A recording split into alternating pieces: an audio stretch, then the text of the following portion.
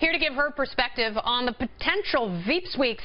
It's Veep Steaks. I don't know why I said Sweeks. It's Dana Perino. She's co-host of The Five and former White House press secretary.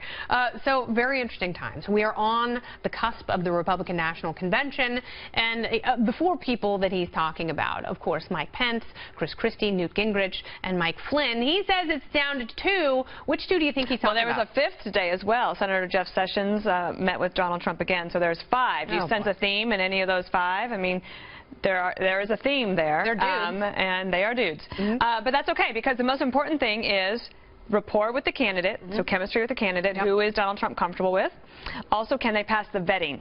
Okay, and I would imagine that if it's down to these top five, that I would imagine that all five pass the vetting. Okay. I would think. And I also think it's not 1960 anymore, so you don't have to win your state. Yeah. Okay, so the vice presidential candidate doesn't have to bring New Jersey home to the Trump campaign or any other candidate, so I don't think that that is as big a consideration. What are the factors then? I mean, is it about wooing independents? Is it about pacifying conservatives? Because it seems like the vice president this year is much more important than, say, the last 4 election cycles we've seen. I think maybe we think that, but I think at the end, when the voting takes place, these people are voting for Trump or Clinton. They are not voting for the vice president. If something happens to either one of those candidates, it could be that a vice presidential candidate gives you more enthusiasm as a voter, or it might give you more comfort, or you might decide, oh, I think I could donate because that person will be there. But little tip, 1% of the electorate would actually go towards voting for a vice presidential candidate. Yeah, so it's really not that much. It doesn't have that big of an impact. And also, what about fundraising? I mean, you've got Sheldon Adelson,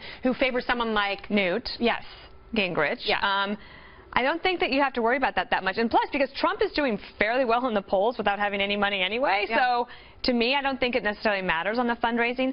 But for all of these candidates, you're really talking about 14 weeks of your life. Yeah. That's it. That's not a very long time, and you have to go hard at it, but you also have to be willing to serve and to be able to govern. And each of these people does bring a significant amount of experience to the ticket. Yeah. And they also they have strengths, obviously, that Donald Trump is lacking. Who is the front runner in your mind? I have gone out on a limb. I went out on a limb, and I think that it will be Christie.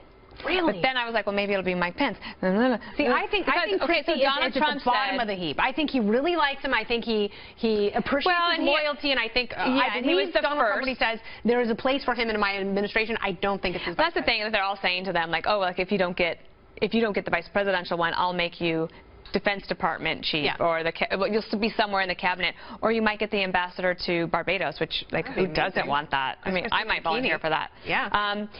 But I also think that a lot of us make too big a deal out of the vice presidential choice. It does tell you a little bit of something about how the president, either Hillary Clinton or Donald Trump, how they think, the kind of people they want to surround themselves with. I don't think General Flynn is actually in the running. I think that he would be a great member of the cabinet or as a part of the national security team, but I think vice presidential picks, it's very hard to do something with the military. Who would be the best debater? Because Donald Trump says that's the most high-profile event a vice presidential candidate What Trump has said is he wants an attack dog. He wants someone who's going to be able to attack along with him. That doesn't mean Newt Gingrich to you? That doesn't necessarily mean that you want somebody who will challenge you, help argue things out, be there as a guide. Yeah.